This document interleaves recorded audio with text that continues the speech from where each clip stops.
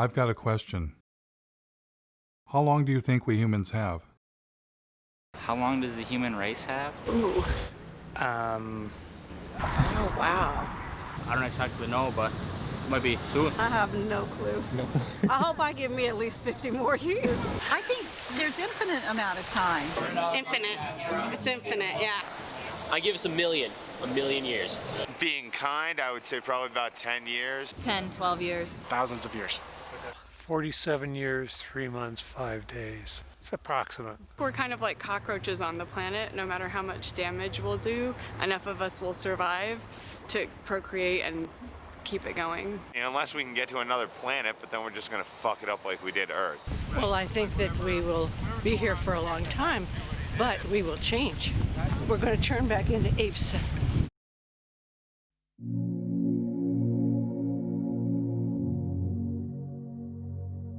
Have you ever wondered what would happen if a single species took over an entire planet? Maybe they're cute, maybe they're clever, but lack a certain, shall we say, self-restraint? What if they go too far? What if they go way, way, way, way, way too far? How would they know when it's their time to go?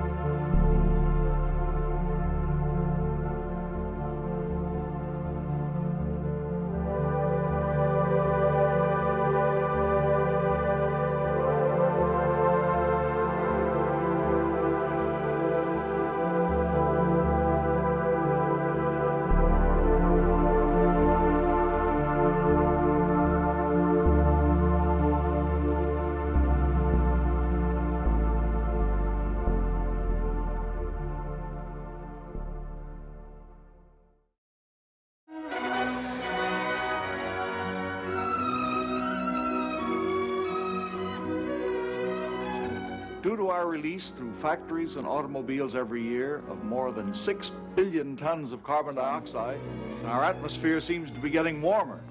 This is bad? Well, it's been calculated a few degrees rise in the Earth's temperature would melt the polar ice caps. And if this happens, an inland sea would fill a good portion of the Mississippi Valley. For in weather, we're not only dealing with forces of a far greater variety than even the atomic physicist encounters, but with life itself. That was 1958. We've known about the dangers of climate change for 6 decades. Back then, there was so much air pollution it would actually block out the sun. There was so much water pollution, rivers caught on fire. Forget throwing plastic bottles into the water. We tossed our cars in there. We also knew someday we'd run out of oil. For millions of Americans, this may be the worst weekend they've ever faced for finding gasoline to give them the automobile freedom they take as their due. I never doubted humans would find a better way, and I wanted to be part of it. A scientist sounded the alarm, and the modern environmental movement was born. Unless we do bring these chemicals under better control, we are certainly headed for disaster. Students all across the country organized the first Earth Day. At this point in time, it's very, very fashionable to talk about the environment, but as every day proceeds, we find very, very little concrete being done. As for me, you might say I was an early environmentalist. When I was 9 years old, a bulldozer began knocking down the woods near my home. I retaliated by putting sand in its gas tank. When I grew up, I became a tree hugger and moved to the wilds of northern Michigan to build a sustainable homestead and commune with nature. I wired my cabin for solar panels and heated with wood instead of fossil fuels. I wrote about sustainable living and environmental issues for the Mother Earth News and several news outlets. I traveled the country documenting invasive species, ecosystem collapse, and species threatened with extinction. I covered protests against destroying mountains for coal, and was once even confronted by the BP police. You're a journalist? Jeff Gibbs, yeah. By all means, you can take all the pictures you want. Okay. We'll write a report, and then we have to send it to the FBI and the U.S. Attorney's Office. They'll call you. Through all of this, I kept wondering, why are we still addicted to fossil fuels? So I decided to begin following the green energy movement. What better place to check out how our renewable energy revolution is coming along than a solar festival in the Green Mountain state of Vermont, powered by 100% solar energy. Solar. I was having fun and got a chance to ask about getting solar panels installed. You can keep adding, so maybe every time you get a tax return, buy another solar panel. But then, a little rain began to fall.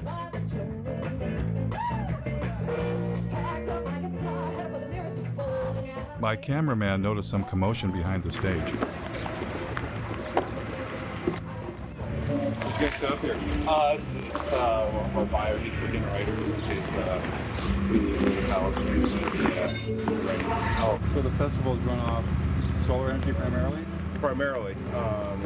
We do need to bring some of this stuff in just because we want to make sure we have enough power to not kill our fancy toys that we have lighting the stage. But the biofuel generator wasn't enough, so they wound up plugging into the electrical grid that we all use. The other inverter operating, it's actually pulling power in from the grid, charging the batteries. It's running backwards from the way we originally intended to do it, but... That was disappointing. But after all, it had been raining. Maybe next time things would go better.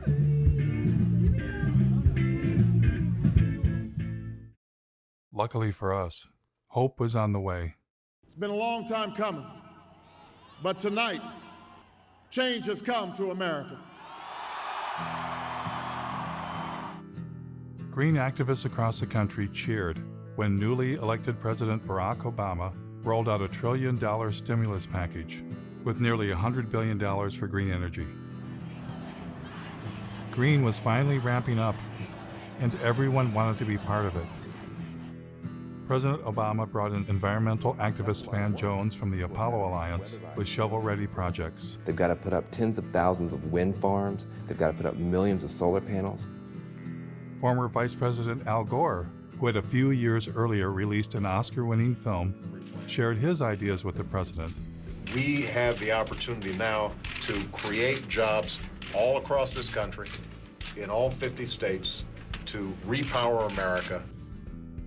Al Gore had already encouraged billionaire airline owner Sir Richard Branson to invest big time in green energy. Branson is pledging future profits from his airline to the tune of perhaps $3 billion. $3 billion, that's with a B, to fight global warming. Is Al Gore a prophet? How'd you spell prophet?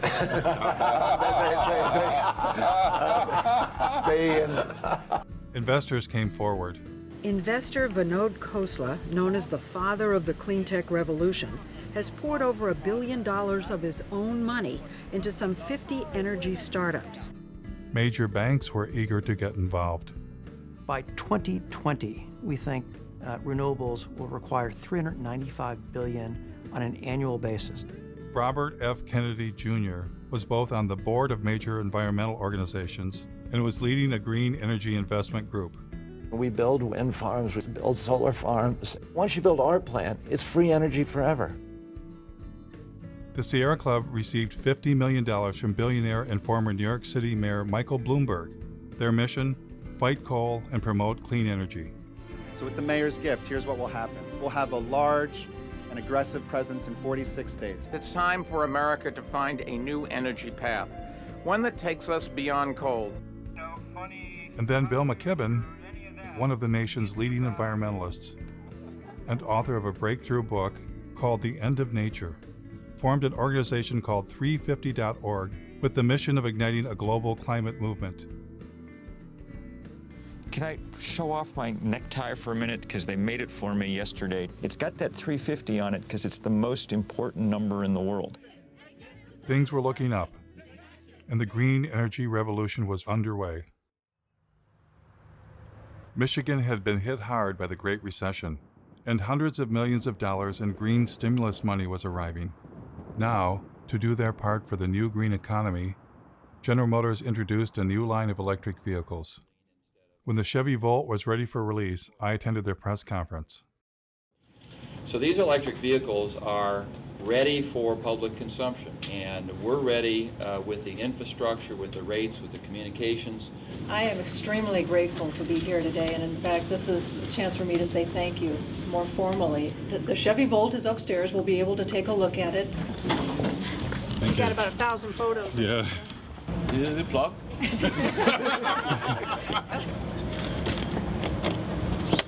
It's as simple as that. The batteries are in the trunk? No, the battery in this particular design is a T shape right down the center and across the back seat area. Because everybody thought we killed the electric vehicle. No, we didn't. It's alive and well. So what's charging the batteries right now? What's the source of Well, electricity? here, it's coming from the building. I mean, is it, what's our mix of power? Oh, actually, Lansing feeds the building. What's that? Lansing feeds power to the building. So I don't know. They're, I bet you they're a bit of coal. Well, they're heavy on natural gas, aren't they? right now the car's charging off of your grid? Right. It would be charging off our grid, which is about 95% coal. How long do you think it'll be before there's a solar and wind powered grid? Oh, golly. To suggest that all of the power used for these cars will be generated from wind and solar in the very near future would not be correct. In fact, we're talking about charging these up at night, so there won't be any solar at that time. So we're down to wind, and very often at night the wind does fall off. So I don't think coal is bad. The what? A big battle. Mountaintop removal. Oh, yeah. Yeah. It's got lovely BTUs. It's got lovely Very energy dense, value. isn't it? How do you burn it more cleanly? I mean, do you see natural gas getting bashed? we will be delivering power based on natural gas very shortly. And even with that mix, we intend to use biofuels if we can. You got any support? Oh, the environmental groups are extremely supportive. We did install the state's largest solar array at my company, the Board of Water and Light. It's just down the street from here, a few miles, if you want to take a look at it. What outfit are you with? New World Media. We're doing a segment on the renewable energy. Oh, excuse me, I gotta go for a second. Sorry. Thanks.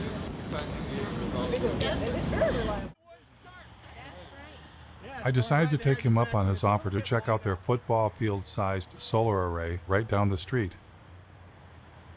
What we're trying to do with this kind of a tour is get a sense for what they've already done as an indication of what we could do to push the envelope even further. We took a hard look at wind and determined that, around here there's not any real good wind coming through all the time. That's what we liked about solar. You would get the power when you most needed it. Pass these around, look at them. They are pliable. Made in Michigan, that was another good thing. Although the efficiency of these panels is only about just under 8%. If you happen to be NASA and you happen to own a rover running around Mars, they have very efficient panels. But we can't afford those at about $1 million a square inch. How many homes would this array provide electricity for? The standard answer that we tell everybody is we're providing enough to meet the peak requirements of 50 homes. However, for most of the people that look at it a little bit closer, we generate about 64,000 kilowatt hours a year. Our average customer uses about 6,000 kilowatt hours a year. 6,000 into 64 is just a little over 10. We can meet the energy requirements for 10 homes over a year. Will that be an incentive to put more solar on?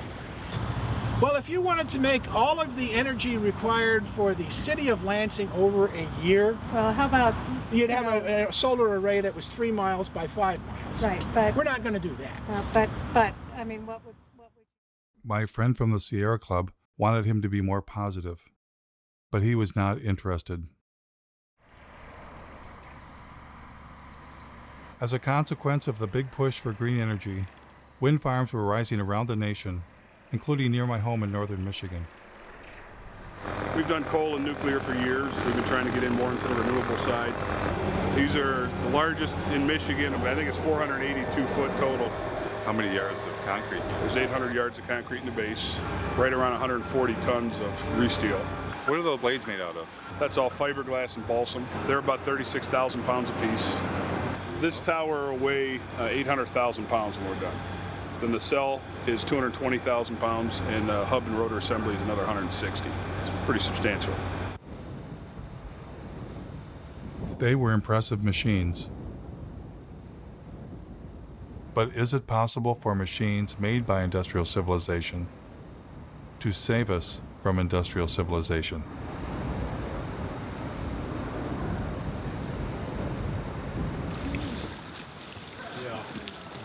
In environmental leader Bill McKibben's home state of Vermont, the Green Mountain State, a site was being cleared for the installation of wind turbines. A group of citizens was concerned about how the construction might affect the mountains they love. I joined them for a tour. It's going to be 21 turbines. 21. Yeah. On this In this project. Yeah. The estimate was maybe there would be 3 full-time jobs. If the goal is to try to make Vermont the leader in climate change, I appreciate looking to the sky in the hopes that we can do that. But more importantly, I'm personally looking at the ground thinking this is not the kind of legacy I'd want to leave to my kids. When I was a kid, we'd go hiking in these woods. We would be able to drink from the waters down the hill here, and now you have to question that.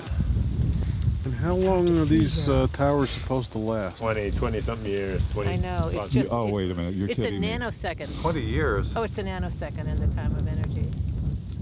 Does anybody consider that this is mountaintop removal for wind instead of coal? Yeah, and we've even had people say if you can do mountaintop removal in Kentucky and West Virginia for coal, then it's about time that the rest of the country shared in the mountaintop removal too. Hello. I think they're going to tell us to move back. The thing is you've got to have a fossil fuel power plant backing it up and idling 100% of the time. Because if you cycle up or cycle down as the demand on the wind comes through, then you actually generate a bigger carbon footprint than if you just ran it straight. Do you ever go to things where they just go, well, that's not true, it doesn't matter, we're going to have the smart grid? Doesn't make any difference. You still got to have it idling, because let's just say the wind stopped right now, just stopped for an hour. You've got to have that power. What do you do? I'm a environmental health and safety consultant. I usually work with businesses to help them do things, but I would never work with scum like this. You didn't get me on camera doing this, did you? Not being judgmental or trying to play God, but we've got to deal with population growth and sustainable resources. We've all got to cut back. all this energy is supposedly going to heat a water park. We can find unique and different ways to waste energy.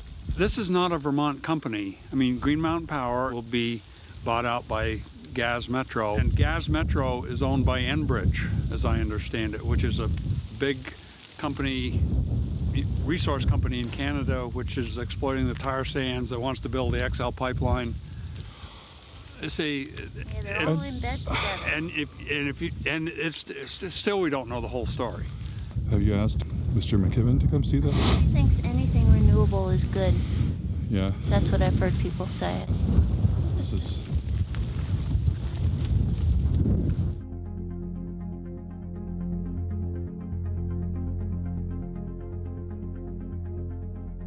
I'm in a strange position. I'm against our addiction to fossil fuels and have long been a fan of green energy. But everywhere I encountered green energy, it wasn't what it seemed. This is like a perpetual energy battery. And where do you get the hydrogen from? The hydrogen, hydrogen is sourced from any hydrocarbon material. So you can get it from natural gas, you can get it from any petroleum or oil-based product material. I read about a zoo that was said to be powered by elephant manure. But it turned out the elephants didn't even produce enough manure to heat the elephant barn. That we don't even really make enough, and what we have elephant-wise, to even do that. We would need a lot more. More elephants. Yep, more elephants, more manure. Ethanol plants also seem to have a secret ingredient. This is the most productive farmland in the world, and we're not that far west of the biggest coal mines in the world as well. So bring the two together and get an ethanol plant. Great.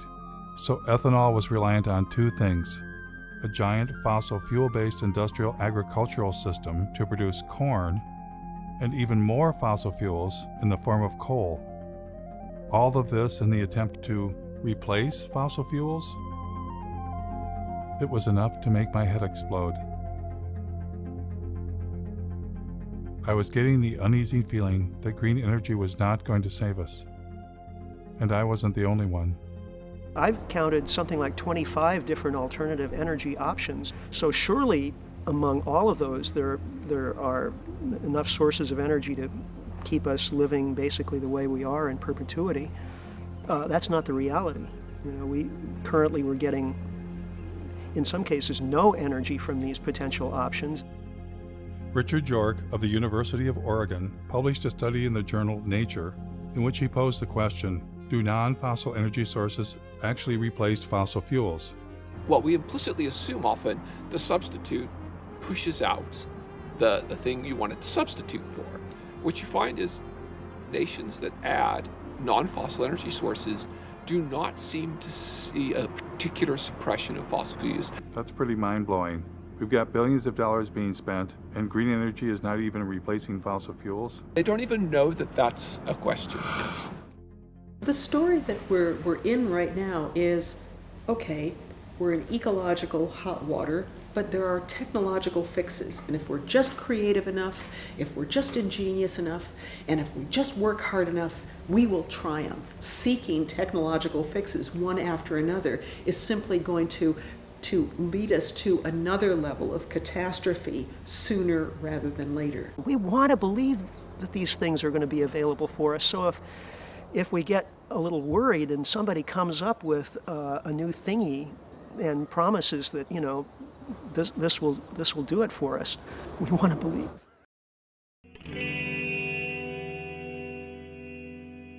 Because we're a little worried. Are we desperate to accept any idea that sounds alternative or green? Are we avoiding looking too closely because we don't want to know the answer? Ozzie Zenner, a visiting scholar at UC Berkeley and Northwestern University, was asking some of the same questions. I mean, I thought that solar and wind were probably very good solutions. I mean, it wasn't really even that long ago. One of the most dangerous things right now is the illusion that alternative technologies like wind and solar are somehow different from fossil fuels. Well, I hear a lot of times that solar cells are made out of sand. Have you ever thought about solar panels? The main ingredient that makes them work is silicon or sand. This is the raw material chips are made of, sand. They don't use sand at all. So they use, I'll show you what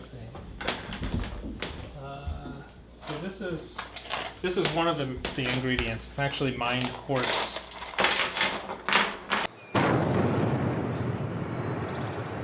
Spruce Pine, North Carolina, regarded as the finest source of high-purity quartz in the world for semiconductor, solar, and communication applications. But you can't use sand because sand has too many impurities. So you start with a very high-quality quartz and a very high-quality coal. And then you put those two together into an arc furnace and you melt them.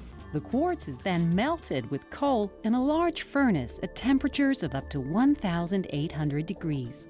So you need more coal to do that. So that's, I get another coal out. So that's, when we melt these together, we get silicon metal and carbon dioxide. And the carbon dioxide just goes off and you got rid of the carbon, you're left with silicon metal.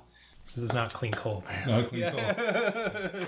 Ozzie Zenner said it was an illusion that renewables were replacing coal or any fossil fuel. Environmental groups continued telling a different story. We've already seen more than 25% of the U.S. coal fleet has already either retired or is on a schedule to retire. Coal plants were closing, but Ozzie explained that well-meaning people were being misled. NV Energy is now going to go ahead and shut down the plant and go with renewable. One of the largest solar plants, and that's going to happen right behind me. Since you can't replace a coal plant with solar, they're actually replacing the coal plant with 2 natural gas plants. And natural gas is a fossil fuel. This is the Las Vegas cogen natural gas plant. This is one of the facilities that's replacing the coal plant that's being shut down. This is the Sun Peak generating facility.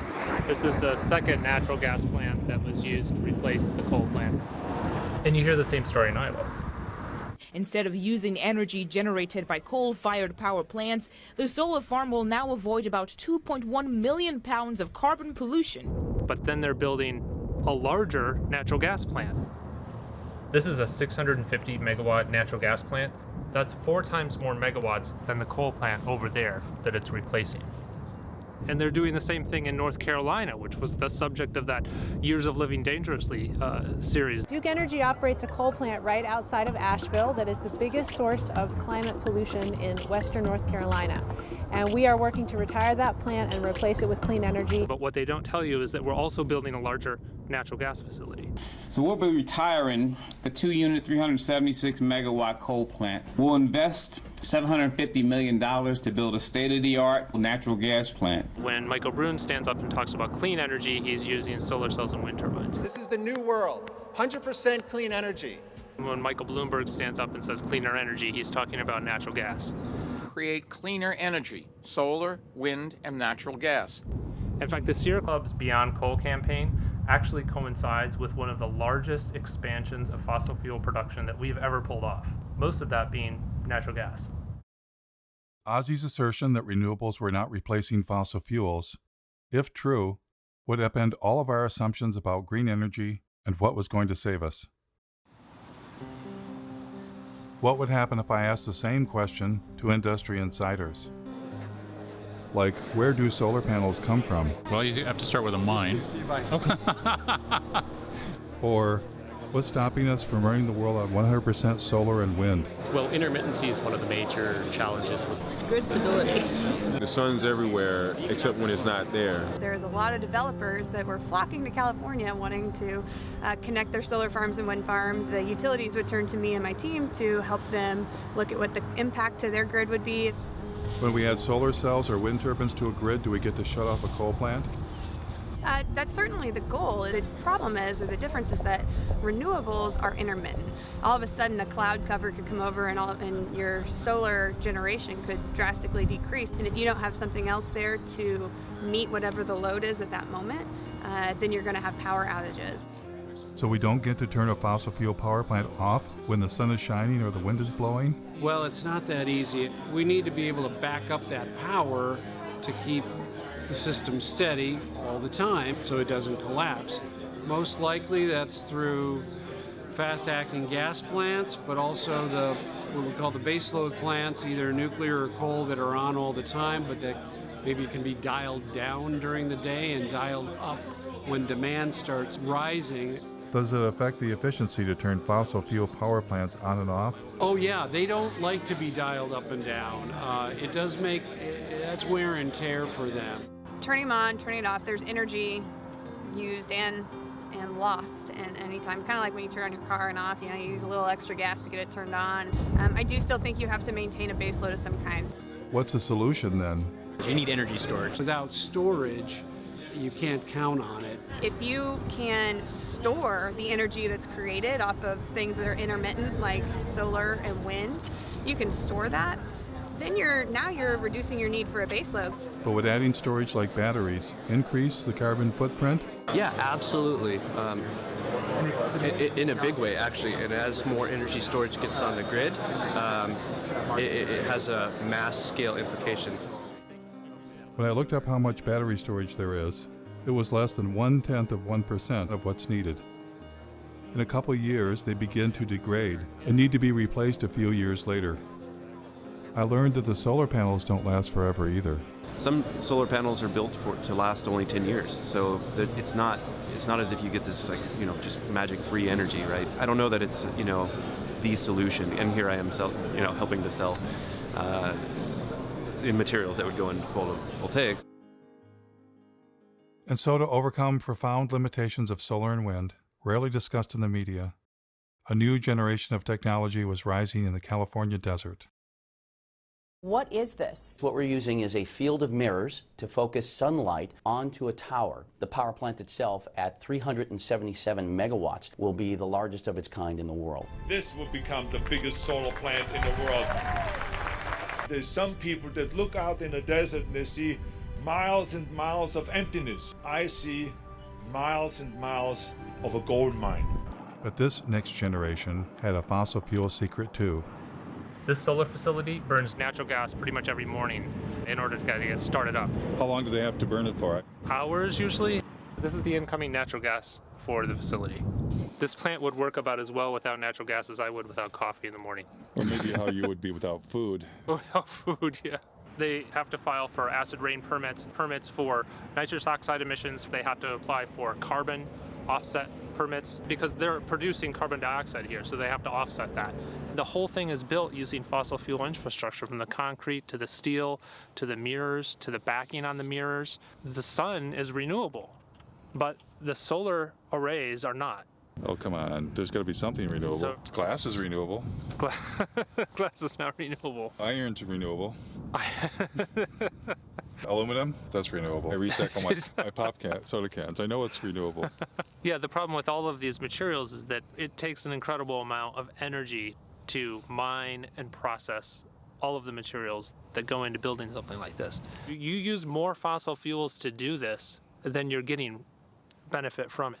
You would have been better off just burning the fossil fuels in the first place instead of playing pretend. That green energy has nothing to do with fossil fuels is apparently a story only meant for you and me. Here is Robert F. Kennedy Jr. speaking to oil and gas company insiders.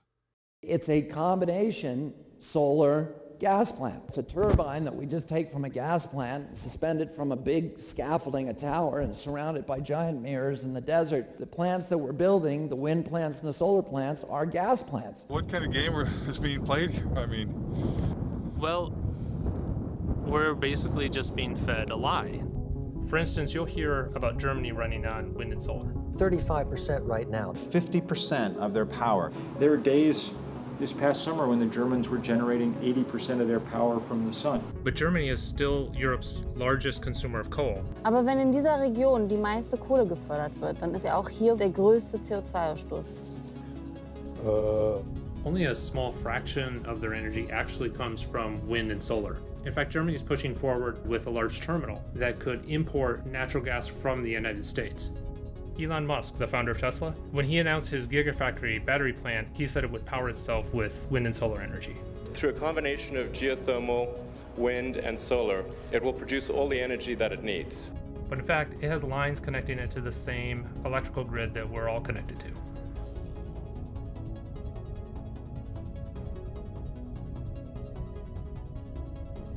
Electric cars, wind turbines, and solar panels use rare earth metals. And in fact, the rare earth mine is right up the street from here.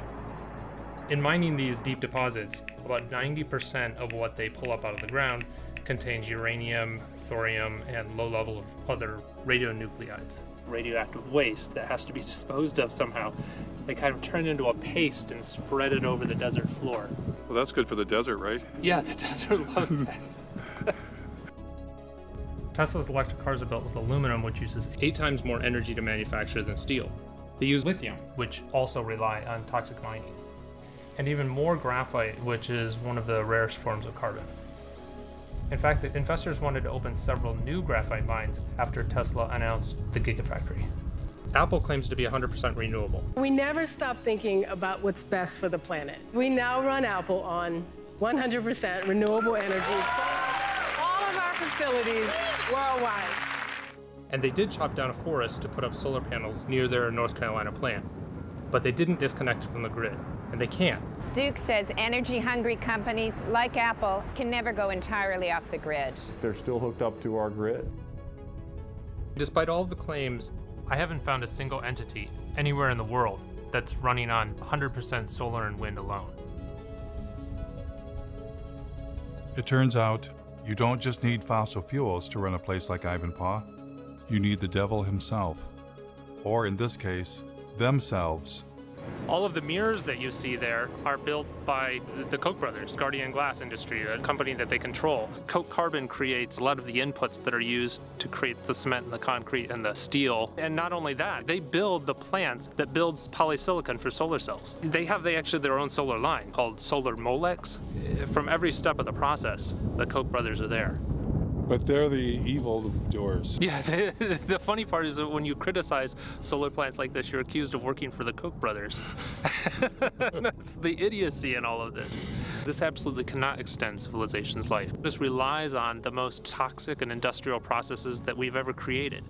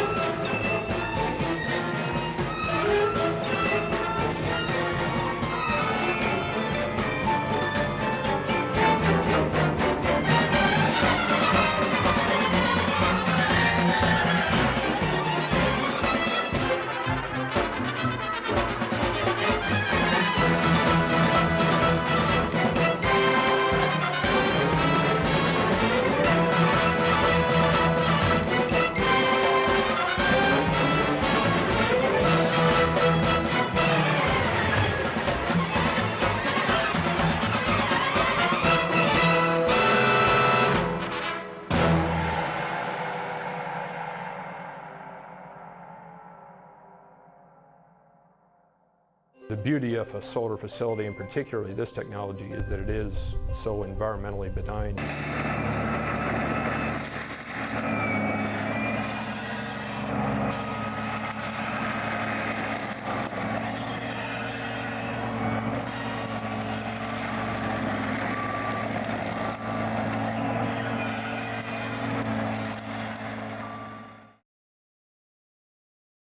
I too had once thought deserts could be sacrifice zones.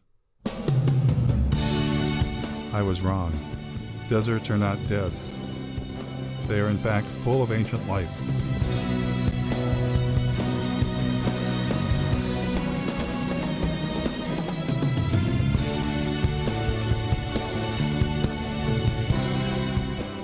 In the desert, the Joshua tree stands, waiting for the giant ground sloths and the mammoths that shall never return. The Joshua tree depended on the giant mammals to reach up high and eat their seeds, and thus disperse the Joshua tree.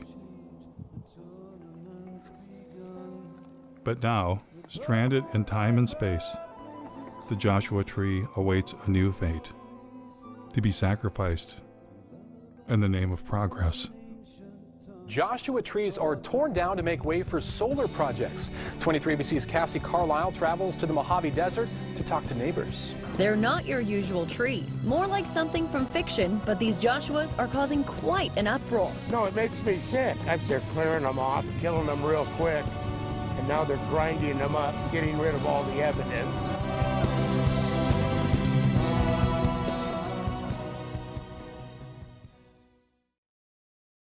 Not far from Ivanpah Solar, Daggett, California was home to several generations of solar arrays, including some of the first on the planet.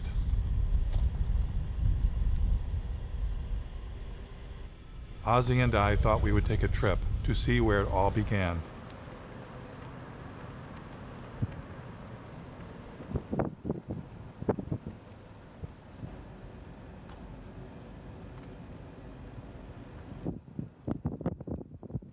This is one of the sunniest places in the planet, really.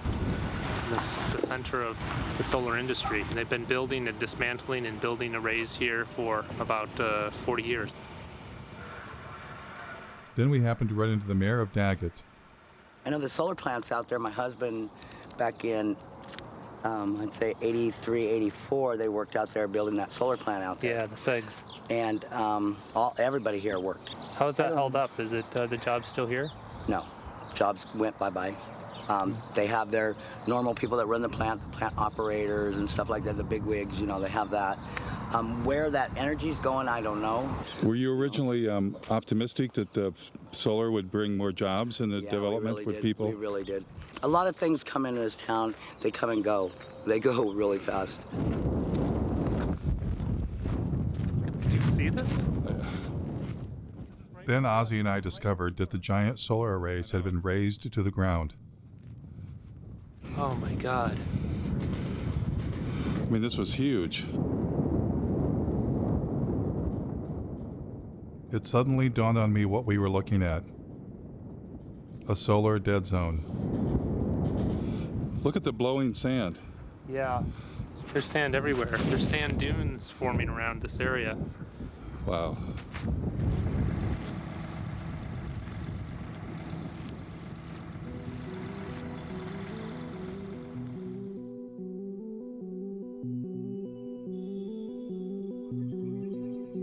So after all the mining, the fossil fuels, the toxins, the environmental destruction, here's what happens next. Only a few years after it was built, things at Ivanpah began to fall apart. Broken mirrors littered the desert. Yes, these giant solar and wind technology installations may last only a few decades, then tear it down and start all over again. If there's enough planet left.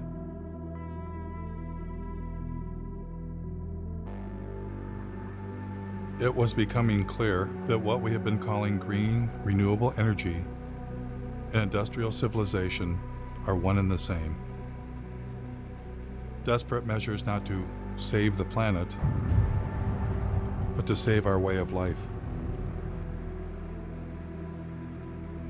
Desperate measures, rather than face the reality, humans are experiencing the planet's limits all at once.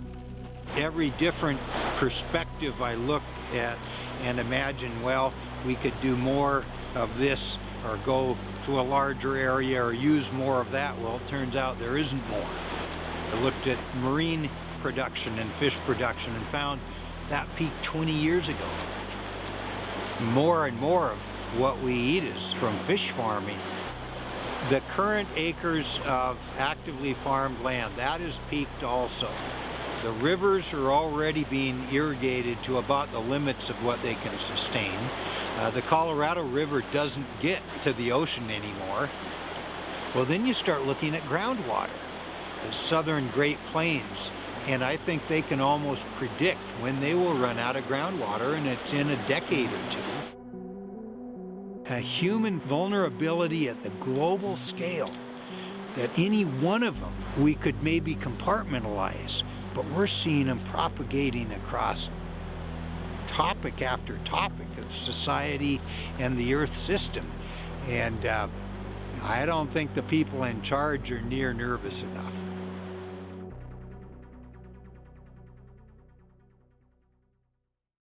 Though each of them takes climate change seriously, every expert I talked to wanted to bring my attention to the same underlying problem. There are too many human beings using too much too fast. As a global community, we really have got to start dealing with the issue of population. Population growth continues to be not the elephant, the herd of elephants in the room. Can a single species that's come to dominate an entire planet Be smart enough to voluntarily limit its own presence?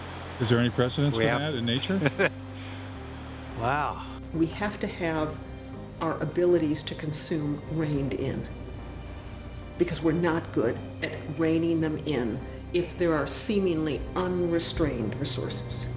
Species hit the population wall a lot and then they crash. I mean, that's a common story in biology. If that happens to us, in a way, it's the natural order of things. And I don't think we're going to find a way out of this one. I don't. As a scientist, what leads you to that conclusion? Well, because right now, a large percentage of that number is supported by industrial agriculture, which is heavily subsidized by oil, and it's not sustainable. And, you know, and there's no going back. Without seeing some sort of major die-off in population, there's no turning back. What's the thing that nobody ever asks you that you want? Nobody's ever asked me if I'm scared. Yeah. And I am. I actually am scared. I lose sleep over all of this.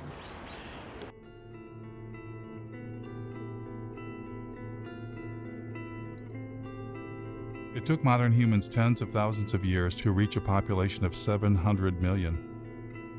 And then we tapped into millions of years of stored energy known as fossil fuels. Our human population exploded. It increased by 10 times in a mere 200 years. Our consumption has also exploded, on average 10 times per person, and many times more in the Western world. You put the two together, the result is a total human impact 100 times greater than only 200 years ago. And that is the most terrifying realization I have ever had. We humans are poised for a fall from an unimaginable height. Not because of one thing, not climate change alone, but all the human-caused changes the planet is suffering from. So why are bankers, industrialists, and environmental leaders only focused on the narrow solution of green technology? Is it the profit motive? And why, for most of my life, have I fallen for the illusion green energy would save us?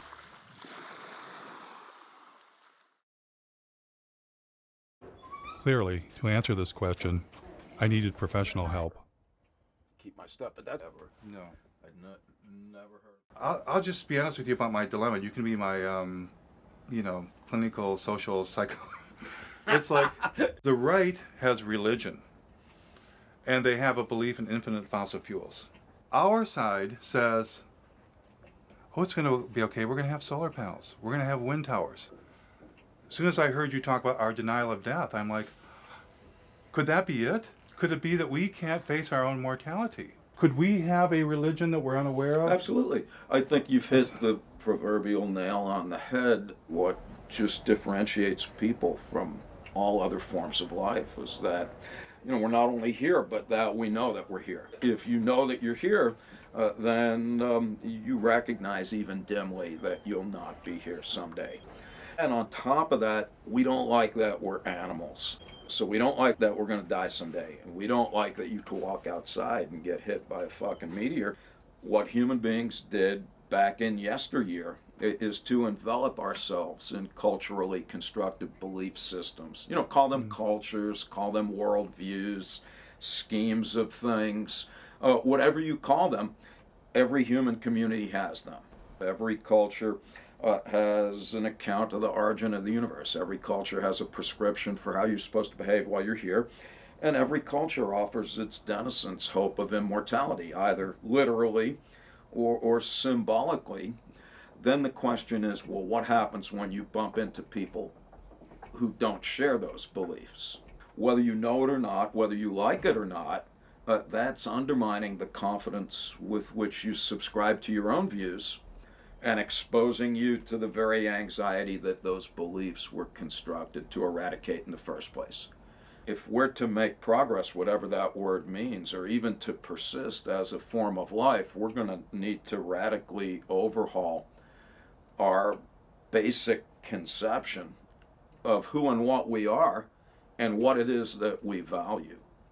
Because the people that you referred to earlier, both on the left and the right, that think we're going to be able to discover more oil or solar panel ourselves into the future, where life will look pretty much like it does now, only cleaner and better. Either with more oil or greener Correct. or both. I think that's just frankly delusional. What I'm hearing is that if I haven't come to grips with my own anxiety about death and life and presented with a reminder of that, I'm highly likely to make some tragic decisions for the community. Yes. The only solution in principle is, as Albert Camus put it, he said, there's only one liberty: to come to terms with death. Thereafter, anything is possible. I find that downright inspiring.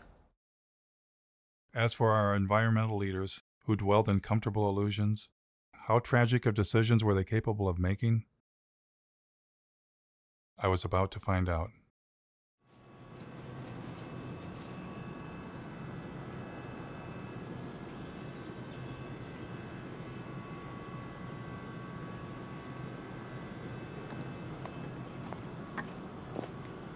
They claim they're just using forest residues, but actually a great deal of what the McNeil facility and lots of biomass facilities burn is whole trees. As you can see by this pile that's stacked right outside of the facility, these are trees. It turns out that the biggest source of green energy in Vermont is something called biomass, burning trees to create electricity. This is definitely not the way, and that the first step is actually looking at our lifestyles and how we can reduce our energy consumption. This is all the ash that has varying levels of toxic metals, a great deal of radiation, as these trees have been absorbed. Oops, there's a... You're in unforbidden territory here. Are we? I asked both of you to come up to our office, okay? Is that something you're interested in doing? It's not an interest. You got 5 seconds or I'm calling 911. Okay. Got 2 individuals here. Police will be down here in about 2 minutes. But you asked us to leave and we're doing so, I'm so not we're not asking trespassing. you to leave. I'm asking you to come up to the office. Okay, thanks for the offer. Maybe next time? You got everything here. So you have the #1 polluter in the state that people think emits magical fairy dust from the smokestack. The reality is what you have is a facility that burns 400,000 green tons a year of trees. Now, this facility burns 30 cords of wood per hour. That's a hell of a lot of wood. And on top of that, it actually burns natural gas as well. And to think you would have to have 10 of these to replace one average coal-fired power plant. It's just not going to work. It's just nuts. It takes a great deal of fossil fuels to cut down all of these trees to truck them in, to use the big machinery to dump the wood chips everywhere. So the idea that somehow this is not anything to do with fossil fuels just doesn't even make any sense. It couldn't happen without fossil fuels, in fact. How did the environmental groups get pulled into this? Obviously, the main factor is delusion. A lot of these environmental groups have been saying that all we have to do is, for instance, switch our fossil fuel economy over to a few solar panels and windmills, and we can continue living life, as normal. Some of the environmental groups have been for years touting facilities like this, saying that, number one, it's carbon neutral, that this will actually help us fend off climate change because there are no CO2 emissions. It actually emits over 400,000 tons per year of carbon dioxide. Oh, but once we cut them, they'll grow back. They'll grow back over a period of decades to centuries. But if we cut every tree in the United States, it would be able to power the country for a year, and then what happens when, the trees are gone?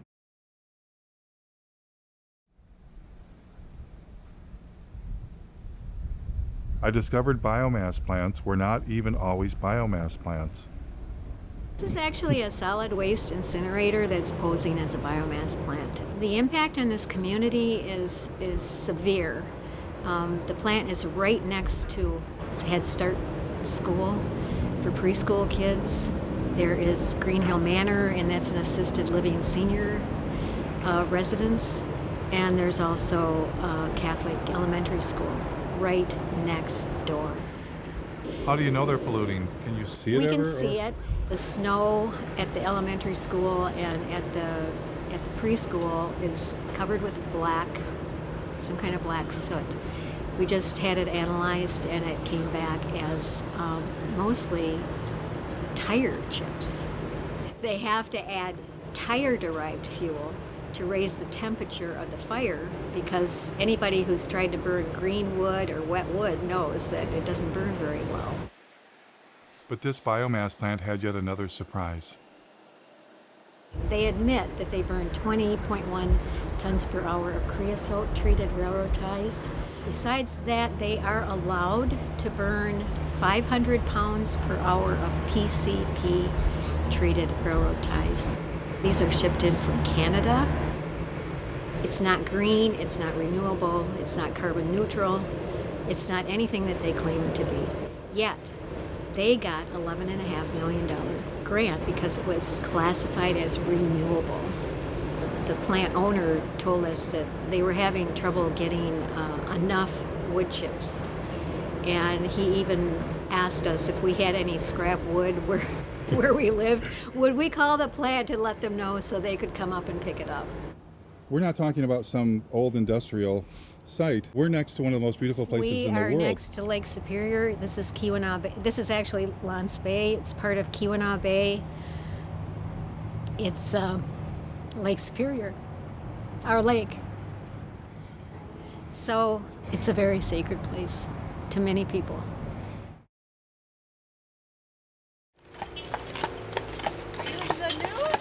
No, there's supposed to be a climate change rally.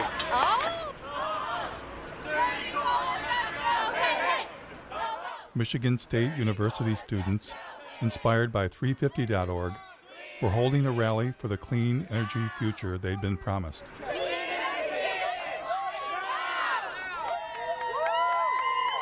Imagine when I found out that it is the largest on-campus coal plant in the nation. The goal is to get the whole world moving beyond fossil fuels. He wants to do a 350 sign on the steps of the... But it turned out Michigan State had a form of green energy in mind the students did not support. The university contracted with a energy contracting company. They put together like a modeling tool. First 2 or 3 months that the steering committee was using this modeling tool, it didn't even contain data for wind or solar. So there was... Adam told me they were planning on substituting coal burning with biomass burning. The permit that is currently being considered by the state is a permit for 24,000 tons of biomass per year. And the plan is to do that in all four boilers. Unfortunately, the steering committee considers biomass renewable at the moment, which we're not happy with. Michigan State wasn't the only university to go green. I'm happy to announce that Carolina will be going beyond coal in the next decade. Now, as we begin to wean ourselves on coal, we're about to try another alternative energy source, biomass. And who is here to help the University of North Carolina switch from burning coal to burning trees? So it is a great pleasure to be here today to celebrate the remarkable step that the university is taking to say we're going to do our part. A remarkable step indeed. We're to do our part by getting out of bed with coal companies and into bed with logging companies? Where did the idea of colleges going green by burning trees come from anyway? A little college called Middlebury in the heart of Vermont. Welcome to the celebration of the opening of Middlebury's new biomass gasification system. It's now my great pleasure to introduce this afternoon's speaker, Bill McKibben. What powers a learning community? And as of this afternoon, the easy answer to that is wood chips. It's incredibly beautiful to stand over there and see that big bunker full of wood chips. You can put any kind of wood in, oak, willow, whatever you want. Pretty much anything that burns, we can toss in there if we can chip it down to the right size. And there are very few similar cases any place in this country of that kind of change over that scale. But it shows it could happen anywhere, and it should happen anywhere. In fact, it must happen everywhere. It must happen everywhere. And now it's time for a nature break, enjoying our sustainably managed Michigan forests. If you walk through here and you look, there's virtually nothing growing. A little bit of grass occasionally. And it seemed that biomass plants indeed were suddenly everywhere. Like this one in Cadillac, Michigan. In Detroit, an incinerator that burned garbage was considered green. The Detroit incinerator is known to emit horrible smells and pollutants that neighbors say make them feel sick and put their health at risk. It's a stink. It's a horrendous stink. A proposed biofuel plant for the Upper Peninsula of Michigan would consume trees from tens of thousands of square miles. In order to create 40 million gallons of ethanol, they were going to have to use up over 1 million tons of green wood. We pointed out that they were going to be using more natural gas than they were going to be creating ethanol to displace the natural gas. If you continue to do this, you're going to be fertilizing the forest. Fertilizing the forest with fossil fuels. Fossil fuel-based, right, fertilizers. Made from natural gas. Yeah. Then came a ballot proposal backed by Bill McKibben and nearly every major environmental group, requiring Michigan to get 25% of its electricity from renewable sources by the year 2025. This year, Michigan voters have a choice: keep burning dirty coal and oil, or move Michigan to clean, renewable energy like wind and solar. Vote yes on Proposal 3.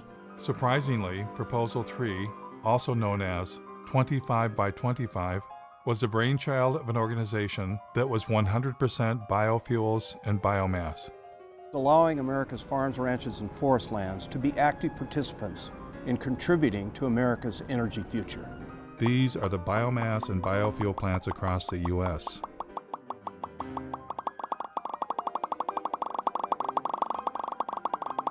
How did this happen? And it wasn't just the USA, it was all around the world. Wood chips, which is just a euphemism for trees, are being exported to Europe from America, British Columbia, Brazil, and Indonesia, wherever they can get them from. Biomass, especially when you add in biofuels, is by far the largest portion of green energy around the world, even in Germany, source of the solar miracle. But maybe I was missing something. Maybe I had it all wrong. I decided to ask people protesting fossil fuels how they felt about biomass and biofuels as green energy. Would you say we don't need to do biofuels, food, and forests for energy? No, definitely not. Of course not. Of course not. Burning biomass, any kind of combustion is something we just need to move away from. The more trees we have, the better. A lot of that didn't grow overnight. If we cut it down, we don't know the impact of that. You're here as an oak tree, fight a chainsaw, that wouldn't be saving the planet. No, it's a painful way to go. I can tell you that right now. It'd take you a while to regrow. Oh yeah. It wouldn't be me, it would be like an offspring, you know? With so many people doing it on such a massive scale, all of a sudden at once, like, that's pretty serious. No, I think we should not be burning trees. No. Why would we cut down trees? We shouldn't replace one terrible way of getting energy with another terrible way of getting energy. Because it's one thing. Clearly, most citizens are opposed to biomass and biofuels. But what about environmental leaders? At times, they have promoted biomass, but other times, they sound like they are against biomass.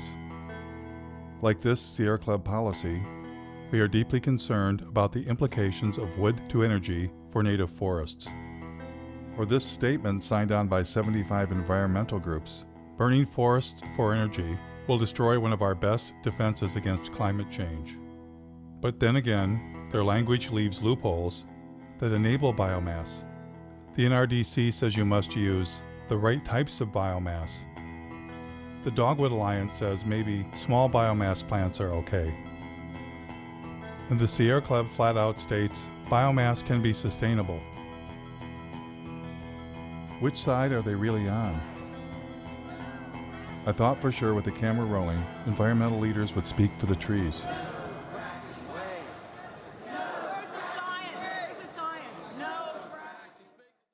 We're here to tell a story about what the forests of this state, of our Commonwealth, mean to us. Does your organization have any stance on that? I'm not sure I would say we support it as much as we can wrap our heads around it. We've almost made a peace with the timber industry. I'm just curious, what's your group's stance on using forests for biomass?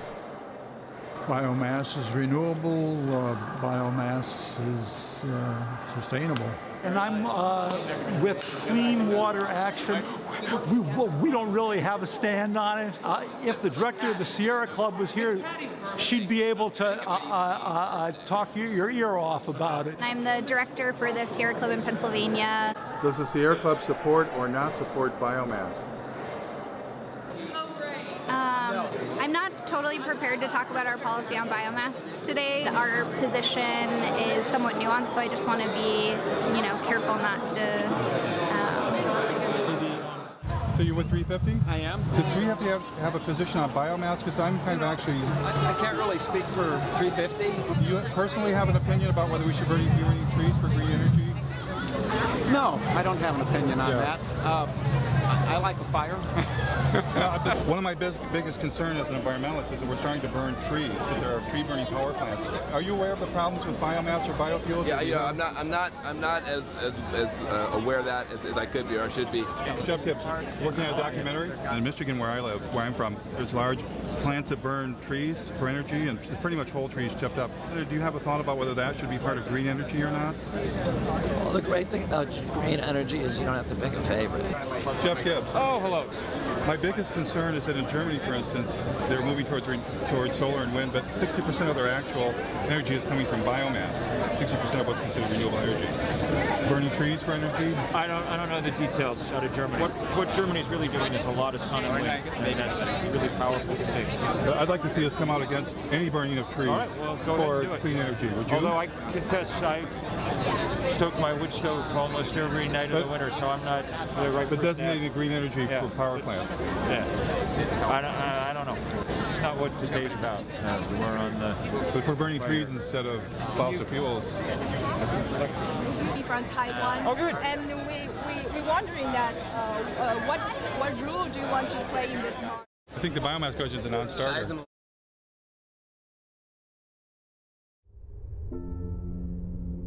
I found only one environmental leader willing to reject biomass and biofuels.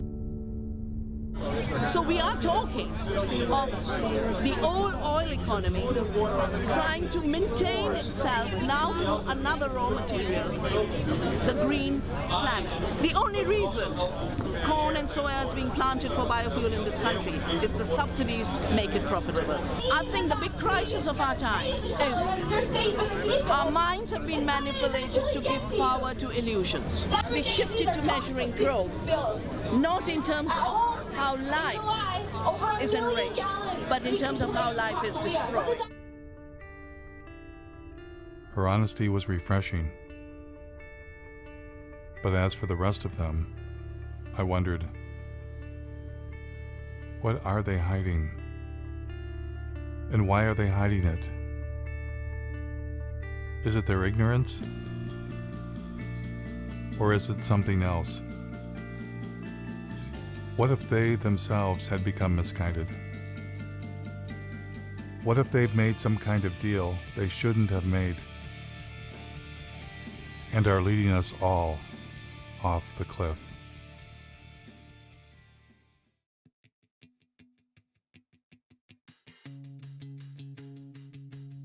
It was long past time for me to come to grips with the other elephant in the living room, the profit motive. The only reason we've been force-fed the story climate change plus renewables equals we're saved is because billionaires, bankers, and corporations profit from it. And the reason we're not talking about overpopulation, consumption, and the suicide of economic growth is that would be bad for business, especially the cancerous form of capitalism that rules the world, now hiding under a cover of green. Today, Bloomberg Philanthropies is making, I'm happy to announce, a new investment of $30 million in the Beyond Coal campaign. We have more. I'm glad to say that more than a dozen additional funders have committed to match that $30 million. And who were these new partners? One of them was Jeremy Grantham, billionaire, world's leading timber investment advisor. They were not investing in trees to turn them into nature preserves, which might answer another riddle.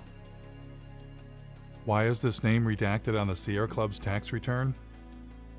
Would they be embarrassed to take $3 million from a man who made his living selling the forests of the world? Bloomberg bringing a timber investment billionaire to the party was no coincidence. Bloomberg sponsored a UN climate session to discuss ramping up biomass and biofuels around the world. Billionaires were in love with the idea of turning what was left of nature into green profits. Remember when Al Gore had gotten Richard Branson to invest billions into saving the planet? Richard Branson, founder of Virgin Atlantic, powered a Boeing 747 from London to Amsterdam on a coconut oil mixture to highlight the potential of this amazing oil as a clean energy biofuel. Branson had actually invested in biofuels.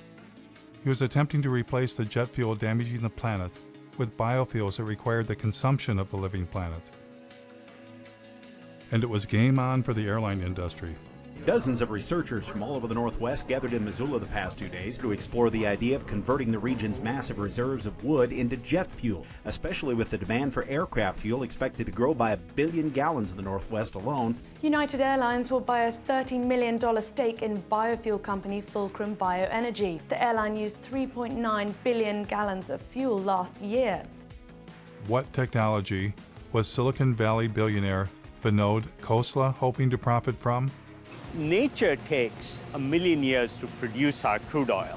Kior can produce it in seconds. The company took over this old paper mill where logs are picked up by a giant claw, dropped into a shredder, and pulverized into wood chips. Clean gasoline. Green gasoline. There must be a downside. There is no downside. The bank that crashed the economy, ruined millions of lives, and has their tentacles on the levers of power. What would their favorite form of green energy be?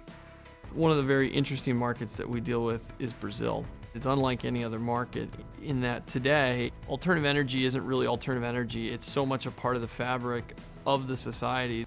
The country began to utilize its vast resources of sugarcane to produce ethanol. There was a man from Goldman Sachs who was particularly in love with turning forests into profits. Has everybody got enough coffee? You might want to get some more. Meet David Blood, former CEO of asset management for Goldman Sachs. How much money did Mr. Blood believe should be invested in green energy? A natural alignment for something in the order of $40 to $50 trillion worth of capital. $40 to $50 trillion. And who was going to help the man from Goldman Sachs? Help him raise that astronomical amount of money? A gentleman some of you may recognize and know, Bill McKibben. It's entirely dependent on what kind of political will we can muster. And if we do not get this done very fast, then we're not going to get it done. And so Bill McKibben went forth to generate the political will for trillions of dollars in green investments. Our next guest has been called our nation's leading environmentalist. And you are, in some sense, the grand poobah of the environmental movement. My guest tonight is on a global crusade. On a global crusade for what? Commit to divesting from fossil fuels. We can't justify investing our money in companies that are basically running Genesis backward. So when you divest from fossil fuels and invest in green funds, what are you investing in? I took a deep dive into Securities and Exchange Commission filings to find out. For instance, in the Green Century funds, recommended by 350.org and Bill McKibben, I found less than 1% solar and wind, and 99% things like mining,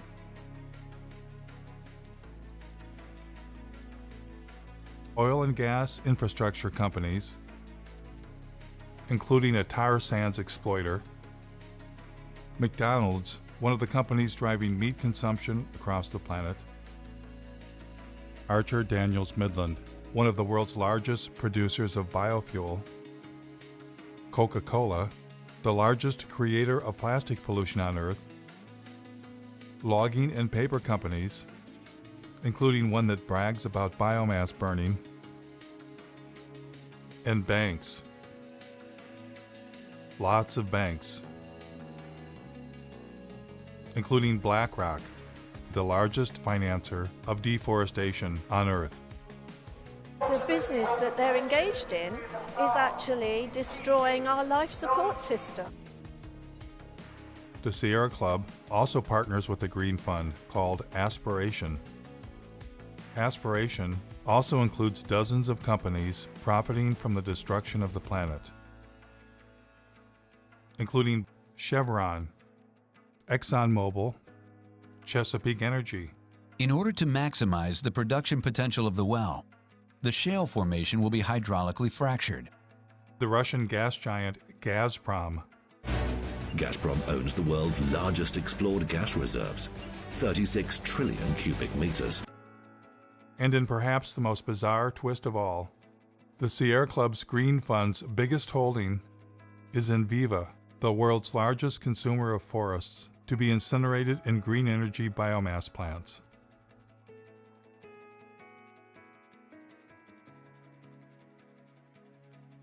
Of course, one investment option is a green fund run by Bill McKibben's buddy, David Blood. And who was the chairman of this fund? Someone familiar. Use capitalism that gives incentives for people to do their best. Al Gore and David Blood partnered to form a company called Blood and Gore. No, scratch that. Generation Investment Management.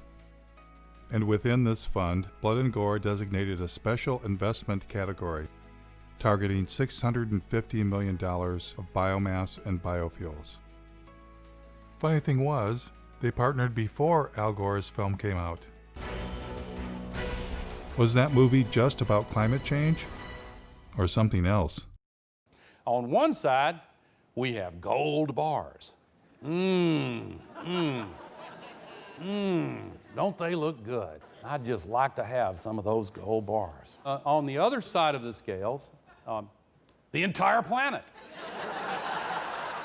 If we do the right thing, then we're going to create a lot of wealth.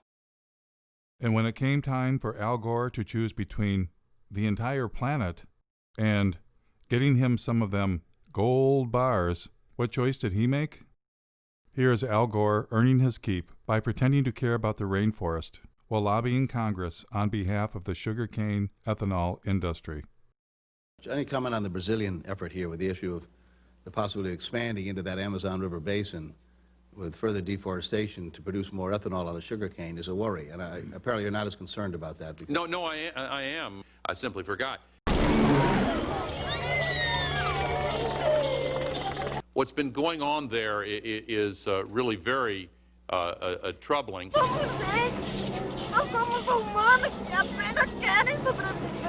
And with your permission, I'll show you a very quick example of it over a period of 25 years. The invasion of sugarcane monocultures in the region clashes with the indigenous people's right to land. These are images of a last-ditch attempt by the Guarani Kaiowá to resist eviction. Important to note that the exploitation of the sugarcane growing areas in Brazil does not have to inevitably have the knock-on consequence of causing destruction in the Amazon.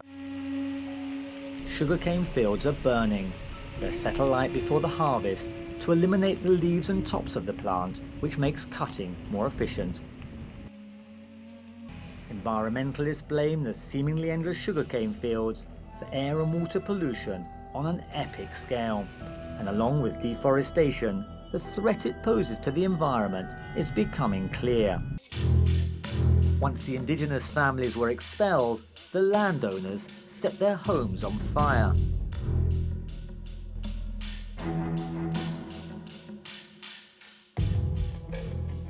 Is there anything too terrible to qualify as green energy? Thank you very much, Secretary Mavis and the US Navy for once again inviting me to speak with you today. The Navy's work to help launch this new fuels industry is invaluable. The U.S. Navy has a special message this year. It is time to turn green. Joining the vessels is what the U.S. Navy calls its Great Green Fleet of warships powered by fuel from renewable sources like algae, grass, and animal fat. Animal fat.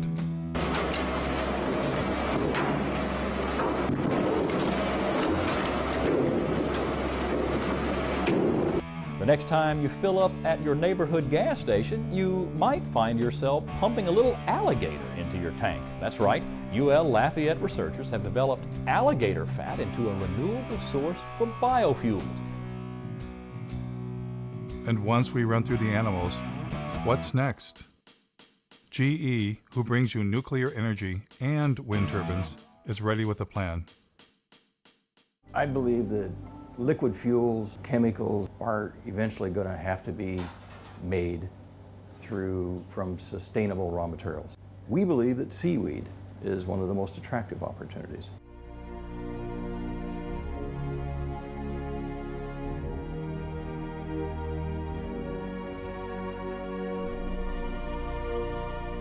Better hurry. 1 year after it was filmed, the seaweed forest was dead.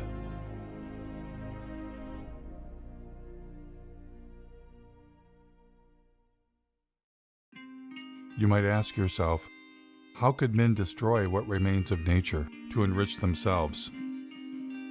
Well, that's why they're billionaires, and you're not.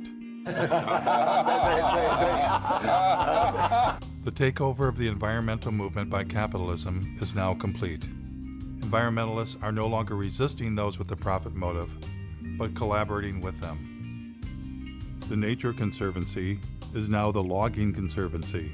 We will capture the most important pieces biologically, and there will be another large block sold to timber investment groups. The Union of Concerned Scientists has become the Union of Concerned Salesmen, having taken millions not for science, but to create markets for electric cars. The Sierra Club sells electric cars and solar panels right from their website. The best thing about Sungevity is that they make it easy for you. All that you have to do is to say yes. The New York Times partners with ExxonMobil to bring you the good news about biofuels. Algae-derived fuel could help us meet growing demand. Treehugger.com, which claims to be the largest single source of environmental news, was founded and funded by Georgia Pacific, a logging company. In fact, they are neighbors. Georgia Pacific is owned by our friends the Koch brothers, who are likely the largest recipient of green energy biomass subsidies in the United States. Yes, the merger of environmentalism and capitalism is now complete. But maybe it's always been complete. How is 350.org funded? Well, not very well. Who are your funders? Sure. To the degree that we have any money at all, it's come from a few foundations in Europe which ones? and the U.S. Let's see. I'm trying to think who the biggest funders are. There's a foundation based in Sweden called, I think it's called the Rasmussen Foundation, that I think has been the biggest funder. So you don't get money from Pew or Rockefeller or any of those big No, we did. Rockefeller Brothers Fund gave us some money right when we were starting out. That's been useful too. But they no longer fund you? I don't know. I don't have a sort of really funder sitting in front of me. And that's usually something that people know. Rockefeller's been one of our is a great ally in this fight. You just sold your TV network to Al Jazeera. Right. And that government is basically nothing but an oil producer. Gas mainly and oil. Your take on that, about $100 million pre-tax from a country that bases its wealth on fossil fuels. Isn't there a bit of hypocrisy in that? Well, I get the criticism. I just disagree with it. I'm proud of the transaction. You couldn't find for your business a more sustainable choice. What is not sustainable about it? Because it is backed by fossil fuel money. I get it. I get it. And so, if you got yourself an environmental movement and environmental leaders, why not buy the holy day itself? Happy Earth Day!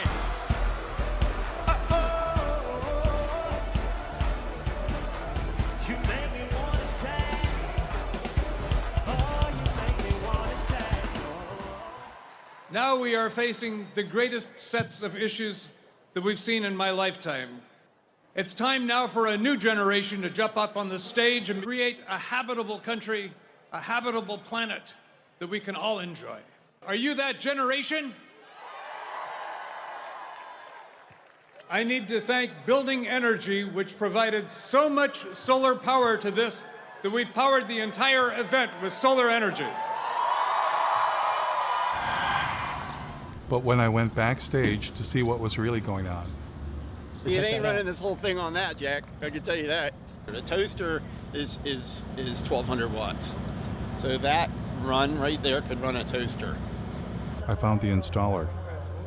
Hi. Are they running the festival on these solar panels? The concert is run by diesel generation system. They didn't ask us to energize the concert. Oh, okay. And we'd also like to thank our incredible corporate sponsors who've been behind the movement to end extreme poverty and tackle climate change since the very beginning. We want to thank Toyota, Citibank. We want to thank Caterpillar. We're standing at the construction site of the Dakota Access Pipeline. It looks like there are at least 3 bulldozers actually bulldozing the land. People have gone through the fence. The bulldozers are still going. And they're marching over the dirt mounds. Without these partners, it wouldn't be possible. Let's give them a round of applause, everyone.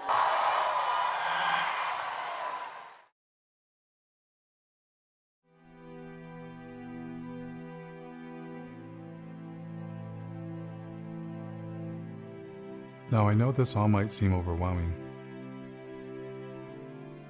It's the kind of thing that we normally don't try and think about. But by not thinking about it, it stands a good chance of doing us in.